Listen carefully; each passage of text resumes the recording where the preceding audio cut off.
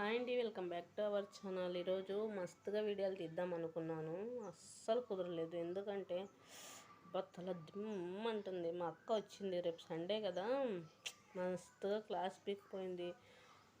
అంటే పాత జ్ఞాపకాలను వచ్చేసాయి అనమాట. చర్చికి ఎందుకు రావు, దేవుడు ఎత్తుపడతాడు, పరలోకం తీసుకెళ్తాడు అవన్నీ అంటారు. కానీ మరి తలకి దిమ్ అంటుంది. ఎట్లా చేయాలి ఏం కథ అంటే, నాకు ఇంట్లో ప్రశాంతంగా ఉంది. ప్రశాంతత కానీ అస్సలు ప్రశాంతంగా కూర్చునే కిడుస్తారు అనమాట.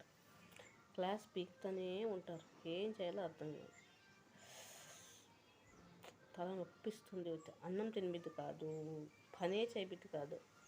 ఇట్లా అంటారు కదా అని మనసులో పడిపోతుంది. ఏం చేయాలో అర్థం కావట్లేదు. నాకంటే చాలా అంటే చాలా అస్సలు ఇంచేపు అదే ఆలోచించాను తెలుసా. అస్సలకి తలకాయ అనేది పండుకుందాం అనుకున్న నిద్ర రాలేదు. అట్టుంటుంది. ఎవరు బతుకు వాళ్ళు బతికే కన్నా ఇడుసరా ఈ జనాలు.